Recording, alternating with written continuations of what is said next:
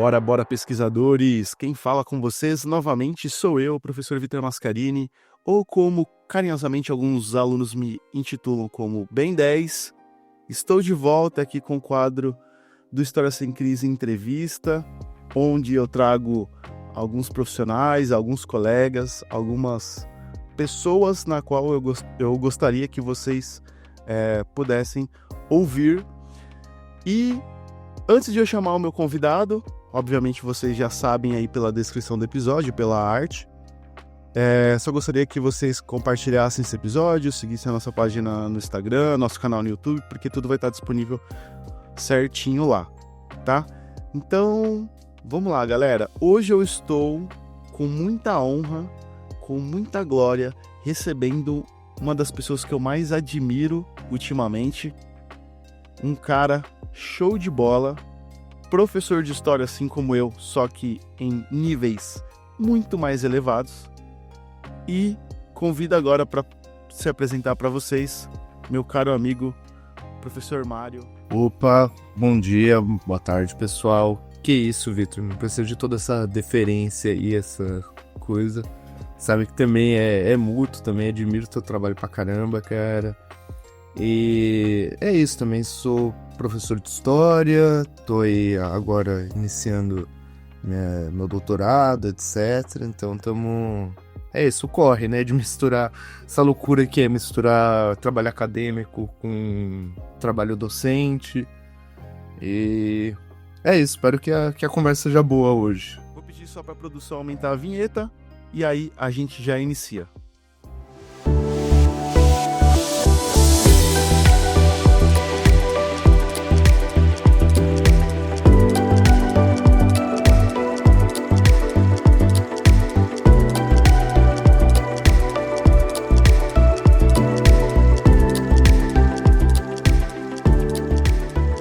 Bom, Mário, vamos lá.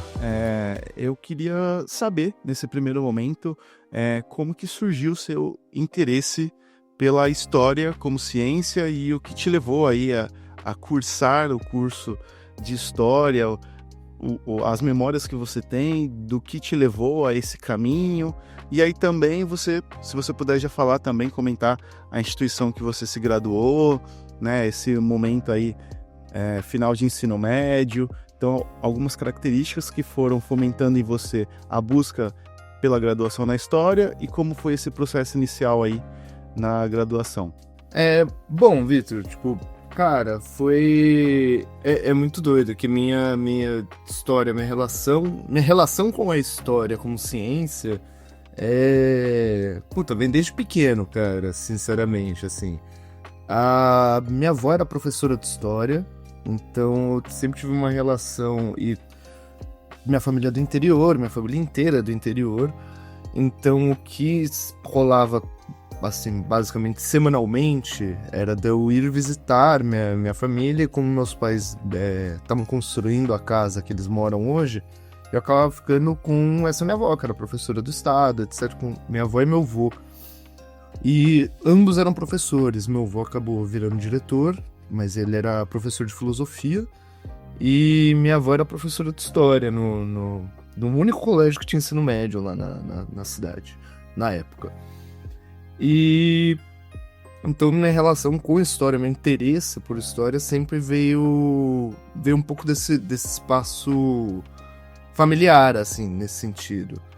E, sei lá, eu lembro de caminhando pela rua, e meu avô, apesar não tá tão distante, apesar dele ter sido professor de filosofia, ele sempre gostou muito de história, então, e eu lembro que tinha uma coisa, muito de uma história afetiva que ele virava, ele contava de, sei lá, a gente tá andando pela cidade e a cidade aí, Pindamonhangaba, tiveram...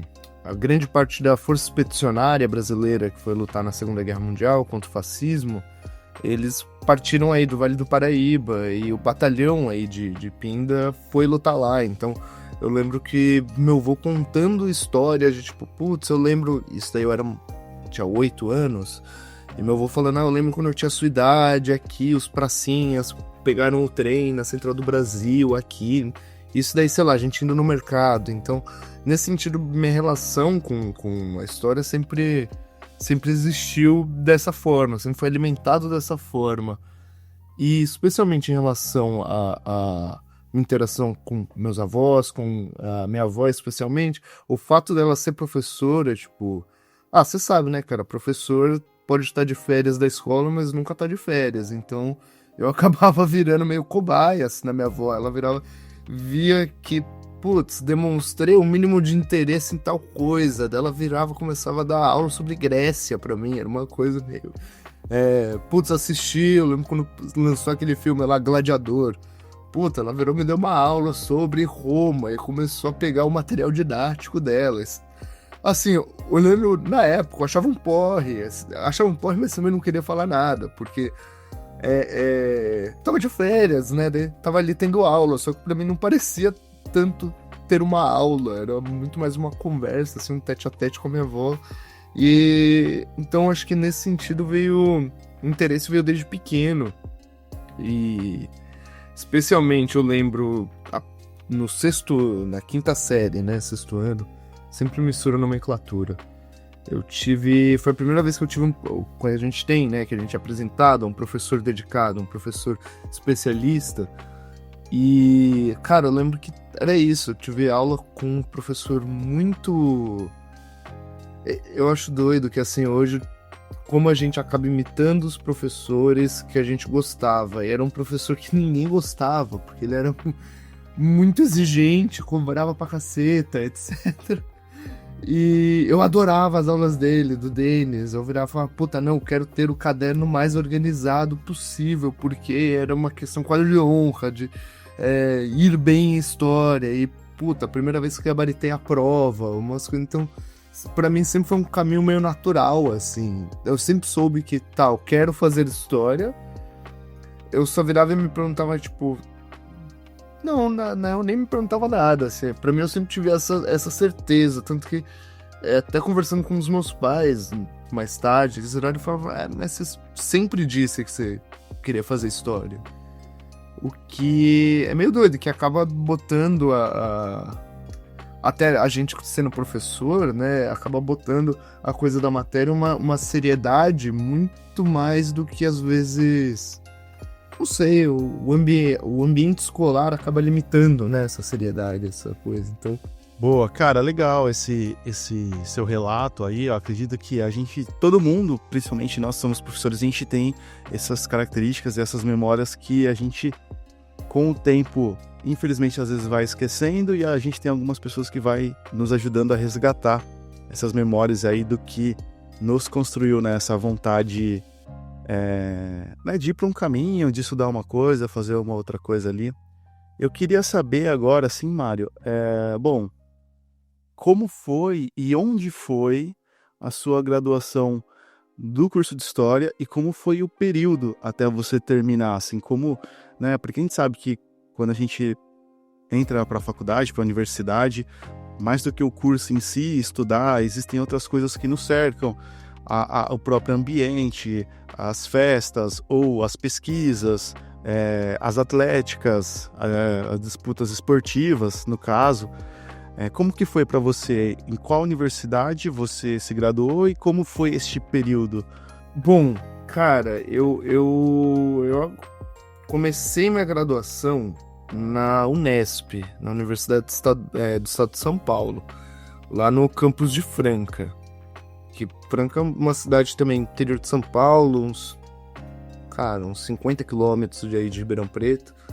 Então, sei lá, eu acabei passando pelas estaduais e pelas federais ao longo da minha vida acadêmica. Então, comecei na Unesp, o que, até pensando nisso de vivência universitária, eu acho assim, especialmente pela galera na capital, e quando eu digo capital, eu tô falando da grande São Paulo, assim, incluindo aí o ABC e tudo mais, Osasco.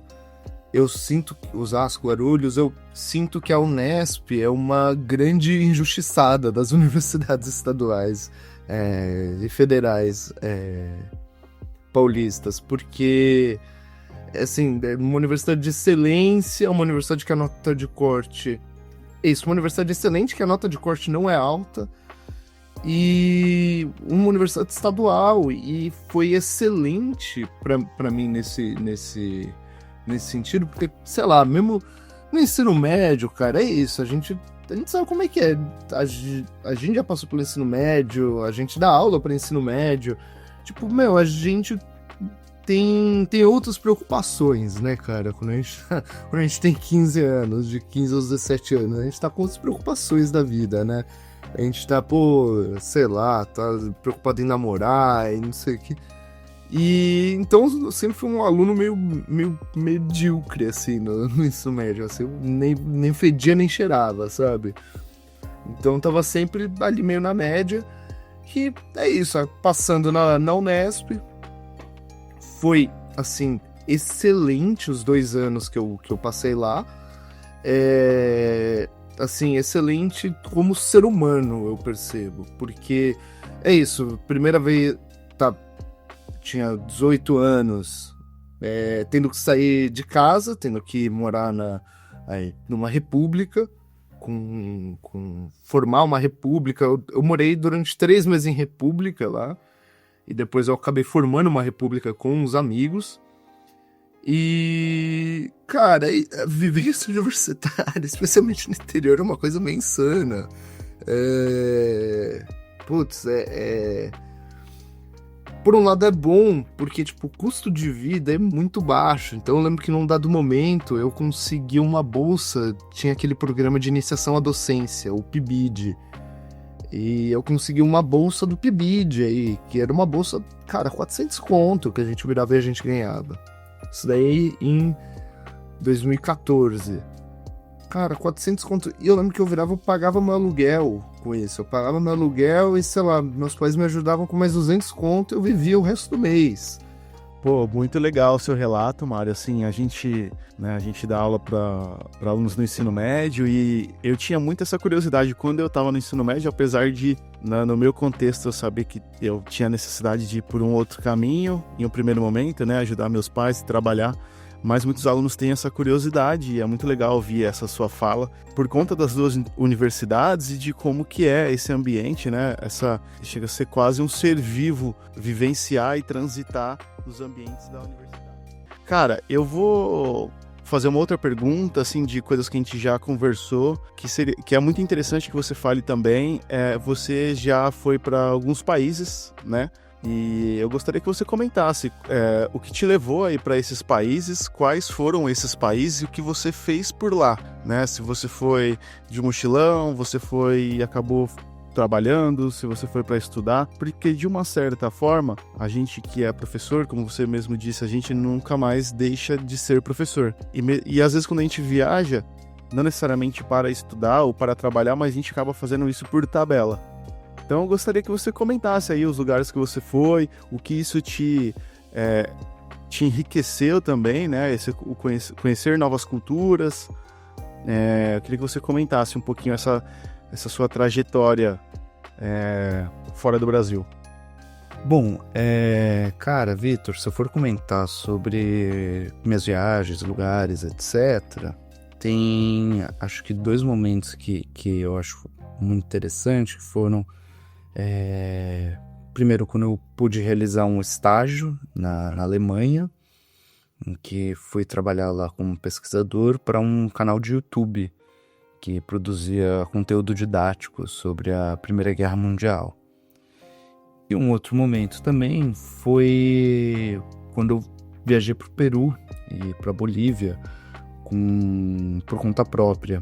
E eu acho interessante porque essa minha viagem para o Peru e para a Bolívia foi exatamente por conta da minha experiência em sala de aula, que foi, ao preparar a aula, eu comecei a ficar cada vez mais interessado acerca de história inca, etc. E acabei, sei lá, teve a oportunidade disso e acabei indo para lá. Então foi muito bom fazer essa viagem bem turística, mas assim, poder ir num sítio arqueológico em Tiwanaku, que é lá no norte da Bolívia, poder fazer isso em Sacsayhuaman, que é também lá em Cusco. Então, poder fazer essa viagem pela América Latina também foi, assim, extremamente importante para virar e entender mesmo como um historiador e como é isso, o trabalho da pesquisa e o trabalho da sala de aula andam juntos, né? E, bom, a minha oportunidade aí que eu tive de ir para a Alemanha também foi igualmente importante, porque o que rolou? Eu estava na graduação em 2017, e era um canal que eu costumava acompanhar, e eles anunciaram que eles estavam precisando de estagiários, historiadores, para trabalhar lá como pesquisador. E eu acabei topando ir, assim, mandei meu currículo, eles leram meu currículo, gostaram, eu tava só na graduação, né? E foi muito bom, assim, eu já tinha experiência com pesquisa, eu já tinha experiência em sala de aula, mas nunca tinha tido, assim, junção, né? Produzir um material didático. E era um canal, assim, muito querido, se quiser depois eu mando o link deles, mas é um canal de YouTube que acompanhava o centenário da Primeira Guerra Mundial. E então fazia assim semana a semana que tinha rolado, o que tinha acontecido nessa semana, etc. Então foi uma experiência muito doida, assim, de estar trabalhando com arquivos, a maior parte eram arquivos digitais, mas estar trabalhando com arquivos digitais na Alemanha e com esse olhar de olhar para 100 anos atrás. Então, eu lembro que minha rotina, assim, era, chegava no escritório, abria a Gálica, a Europeana, que são arquivos digitais que são gratuitos, e começava a ver os jornais, e via o que nos jornais, o que rolou 100 anos atrás. Então, era muito doido, assim, virar e pensar desta forma, né? E até cooperar nisso, na produção de roteiro desse canal. Então eu fiquei responsável disso, de produzir, de ajudar na pesquisa dos roteiros, ajudar nas postagens, nas respostas nos fóruns, etc. Então também foi muito bom nesse momento, assim, para mim, porque na faculdade a gente acaba sendo direcionado, né? Propõe-se que existe ou a área da pesquisa ou a área da docência. E eu nunca tinha me pensado isso, trabalhando com mídias sociais, trabalhando com pesquisa para roteiro, etc.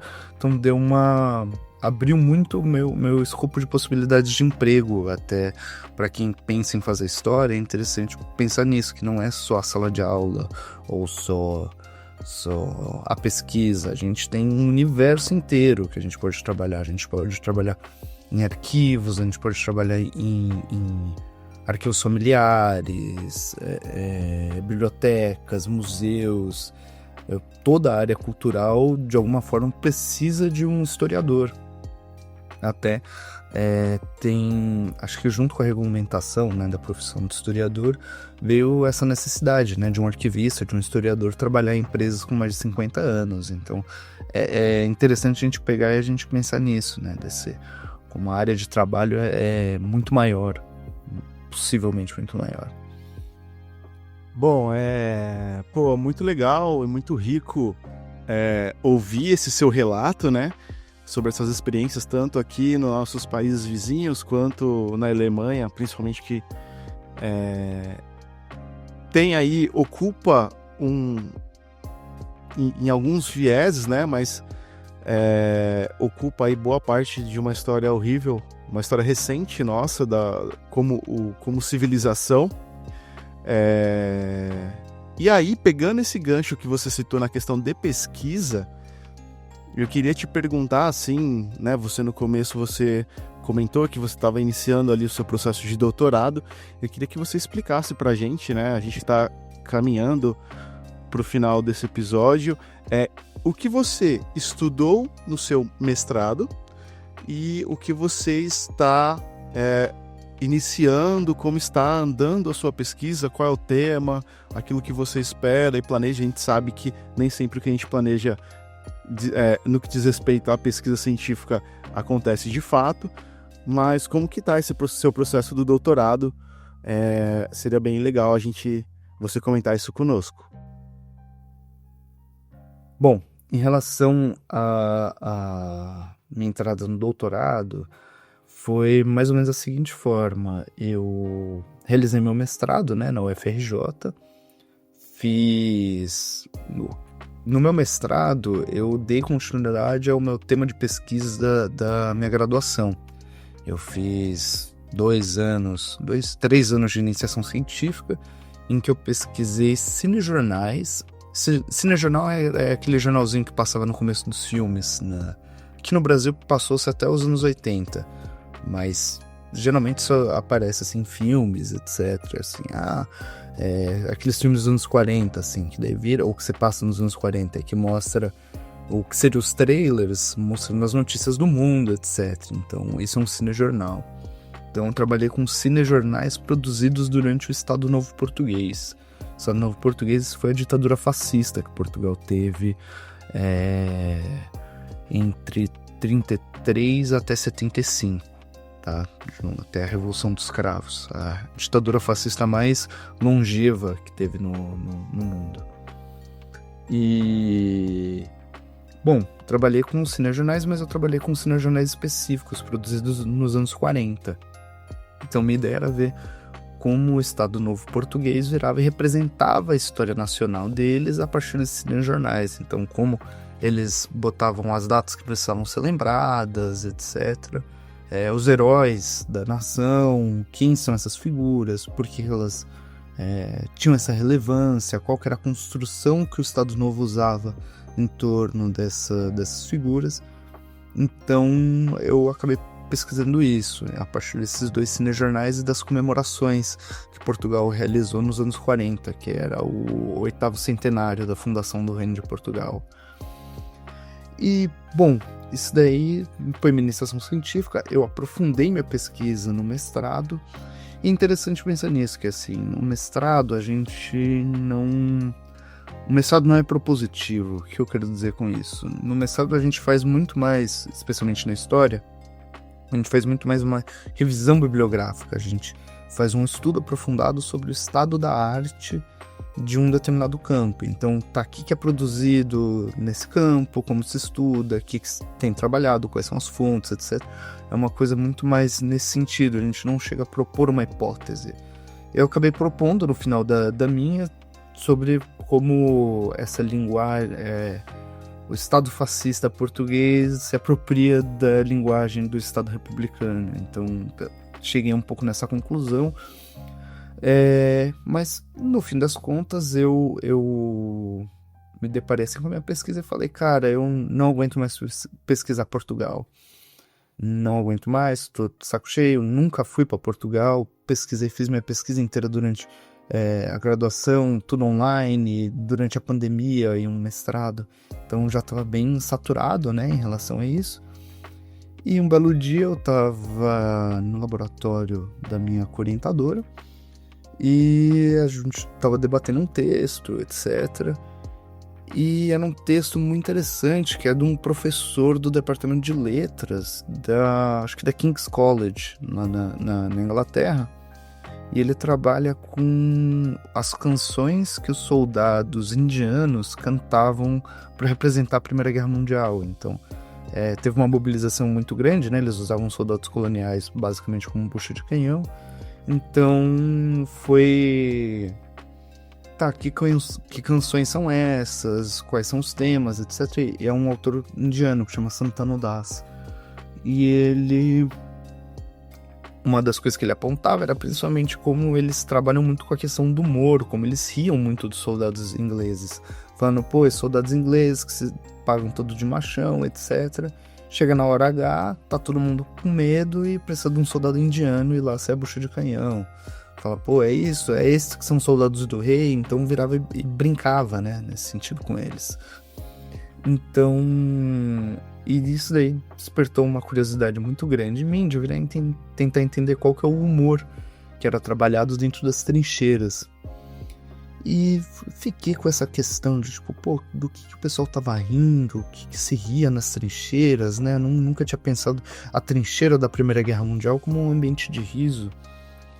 E, bom, quanto mais eu eu fui pesquisando sobre o tema, eu acabei encontrando um artigo que falava sobre jornais de trincheira. Então, sobre os jornais de soldados ingleses. Eu fiquei, porra, que interessante, isso daí parece pouco explorado, pouco estudado. E digo mais, eu acabei encontrando em seguida, né, tudo digitalizado, os jornais de humor de soldados franceses. E isso daí eu fiquei, nossa, tá, assim, dado o espaço que a Primeira Guerra Mundial ocupa na memória nacional francesa, isso daí deve ser, assim, já deve ter sido dissecado de todas as formas. Mas não foi dissecado de forma nenhuma. E, pelo contrário, as pessoas, assim, acho que a Primeira Guerra Mundial é colocada num campo quase tão sagrado na França que não se pensa essa dinâmica do humor. E a partir daí eu comecei a pensar, tá, esses jornais de humor publicados nas trincheiras e também sobre como a ideia de revolta, de insatisfação da guerra aparece nesse humor.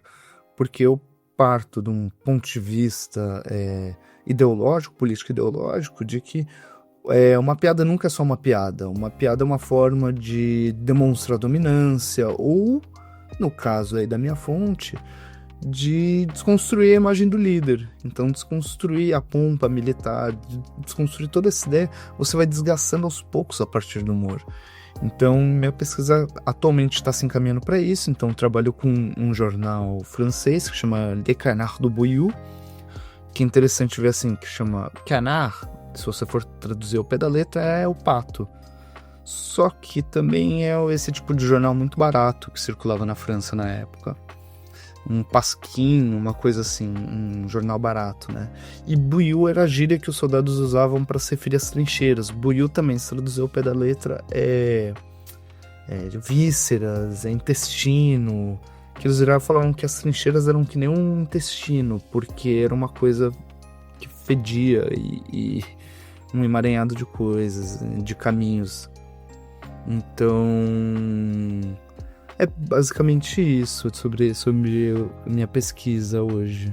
Bom, eu acho que essa última fala sua é bem significativa para mim, essa questão de, às vezes, a gente procura a fonte e às vezes a fonte nos encontra, né? E para quem tem curiosidade de entender o mundo acadêmico, a pesquisa científica, a busca por fonte é mais ou menos isso, né? É muito natural como a gente encontra algumas informações, né? Muitas das vezes a gente nem sabe que essa fonte existe, por conta do viés histórico que a gente, infelizmente, foi educado, né? De trazer a jornada do herói, a história dos vencedores, e a gente acaba se brifando mais pela história macro e às vezes deixa de lado por não saber da existência das micro-histórias. Mas, pô, eu acho sensacional aí esse seu registro, essa questão da evolução e de como você, né, fez essa mudança de rota na pesquisa científica do tema da história ibérica para o estudo ali da Primeira Guerra no geral. E é muito legal que os nossos alunos consigam, né, e nossos ouvintes ter acesso a essa informação para ver que a gente não fica preso, né, ao longo da nossa caminhada, da nossa pesquisa. E, Mário, para a gente se encaminhar para o final, né, é muito rico e muito emocionante acompanhar esses seus relatos, e ao longo disso do que você falou, você não deixou de ser professor. Então, assim, existe também a sua função de dar aula, existe a parte burocrática, que a gente sabe que independente daquilo que a gente acredita, algumas demandas a gente tem que cumprir. E eu queria que você encerrasse essa sua participação aqui no História Sem Crise, né, essa entrevista maravilhosa, com uma fala sua para quem tá querendo se tornar professor. Independente aí do ramo, da área de humanas ou uma outra disciplina, o que você poderia falar, né? Somando a sua experiência, a função de ser professor, a parte burocrática, a questão humana, a questão da gestão dos alunos, que é um termo que está bem pertinente hoje em dia, porque é muito confortável você usar quando você está em posição de supervisão, né? Muito fácil você utilizar a questão de gestão de sala de aula, mas a gente que está na linha de frente, a gente sabe que esse termo ele tem diferentes contextos, né? O que você tem para falar para a galera que está querendo se tornar professor ou para quem se iniciou com toda a sua bagagem? Bom, cara, eu sempre achei muito escroto quando eu falava, porque como desde pequeno eu queria fazer história, eu sempre achei muito escroto quem virava e desmotivava, né? Virava e de qualquer forma, né? Fala, puta, mas daí você vai ter que ser professor. Não, mas... E sempre achei isso muito escroto mesmo. Acho que não tem nada a ver. Ser professor é um desafio constante e acho que não tem nada de ruim. E também eu tenho um certo... Odeio aquela narrativa da pessoa que fala... Não da pessoa que fala, mas é uma profissão tão nobre, é uma profissão tão... Porque eu acho que tem um cunho muito elitista nisso, né? Toda profissão é nobre, toda profissão é necessária. O mundo precisa tanto de lixeiro quanto precisa de poeta, quanto precisa de médico. Todas as profissões são nobres, todas as profissões existem por alguma razão. Então... Cara, sobre ser professor, o conselho que eu posso dar, acho que é até meio nessa linha, assim, de... Todo mundo tem a sua história, todo mundo tem seu gosto, seu interesse, e não necessariamente a sua matéria é a matéria mais importante, sabe? Você pode virar e você pode amar química, mas sempre vai ter um aluno que não vai gostar de química. Você pode amar história, mas sempre vai ter um aluno que não vai gostar de história. E sempre vai ter o aluno que não gosta da sua aula, cara. Isso daí existe para um cacete, assim. Existe muito isso. E eu acho muito, muito importante você... foi uma coisa que eu fui aprendendo com o tempo, de ser professor é muito mais sobre transmitir segurança, no sentido de assim, cara, você pode dar a aula que for, mas você tem que dar a aula que você gostaria de ter. Então, no começo, quando eu comecei a dar aula, eu percebi que eu imitava, foi um conselho que me deram, de assim, tente imitar os professores que você gostava da aula, que daí com o passar do tempo você vai se adaptando e vai criando seu próprio estilo, porque no que você está entrando na sala de aula pela primeira vez, por incrível que pareça, apesar da gente ter vivido nossa vida inteira uma vida escolar, a gente ainda não tem o nosso formato, né, como professor. Então é muito, muito importante isso, a gente tentar imitar de alguma forma algum professor que a gente gostava, e com o passar do tempo a gente vai criando o nosso próprio estilo, a gente vai formando o nosso próprio estilo. Porque por mais que a gente gostasse de um professor, a gente não gostava dele em absoluto, né? E cada pessoa é uma história, cada pessoa é uma vivência diferente, então a gente vai adaptando com as nossas experiências vividas. Então, eu acho que é um pouco disso, de você tentar sempre não copiar, mas imitar um estilo, e a partir daí você vai criando seu próprio estilo.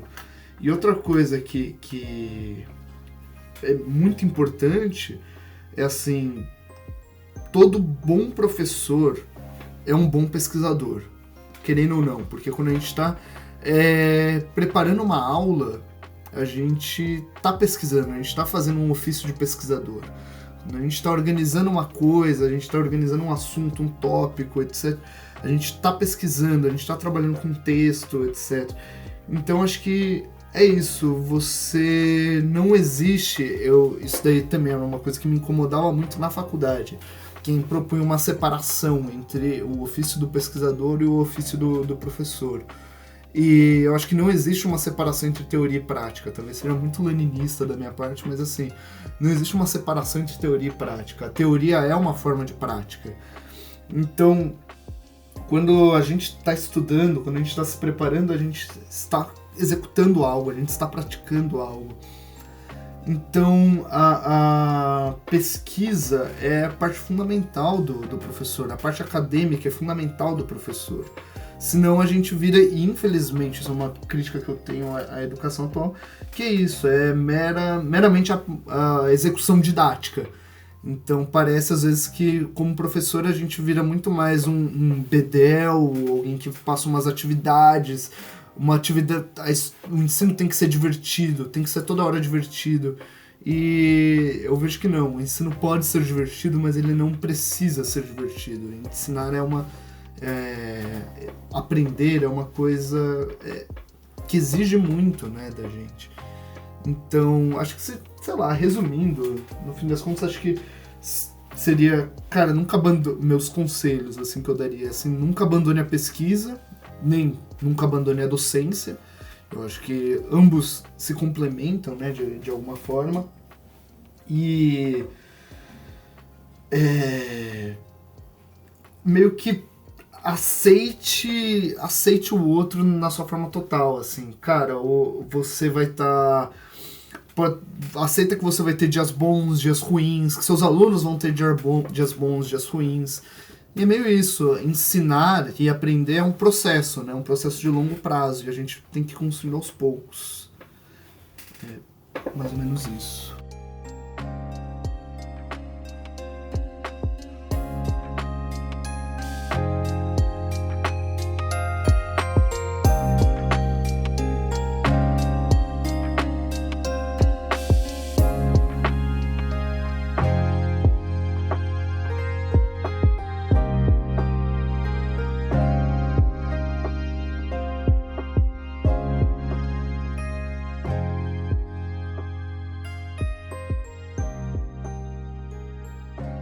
Pô, Mário, muito legal mesmo acompanhar essa sua fala, né, da nossa profissão como professor, daquilo que você pensa sobre o dia a dia, mas também foi muito oportuno e bacana acompanhar toda essa nossa entrevista, né, essa nossa conversa, passando aí por alguns momentos símbolos da sua vida, e pra gente, agora de fato, se encaminhando pro final, gostaria de pedir para você compartilhar aí com a gente onde a gente te encontra, né? Caso alguém que esteja nos ouvindo tenha interesse, né? Passe aí suas redes sociais, comente algum outro trabalho que você esteja fazendo. Cara, acho que atualmente só tô no Instagram. Eu tenho uma ideia de eventualmente começar a divulgar mais o meu trabalho de pesquisa, mas é mario.nocere, Nocre. Eu acho que em praticamente toda a rede social tá isso, tanto na Steam, no Letterboxd, no Instagram, tá sempre mario.nocere.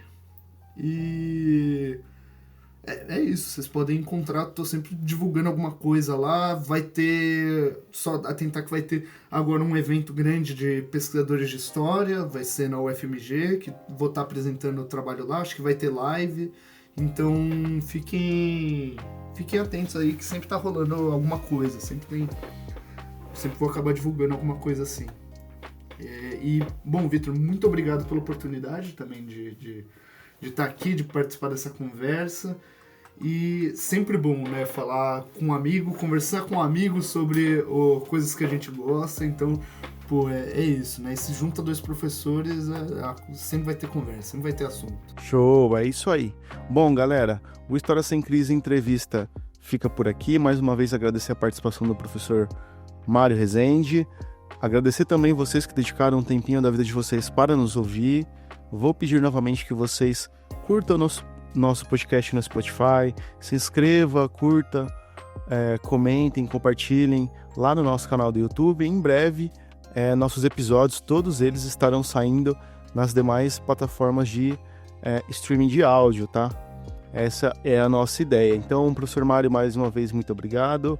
Galera, fico por aqui. Espero que vocês tenham gostado e voltamos mais rápido do que vocês imaginam. Valeu!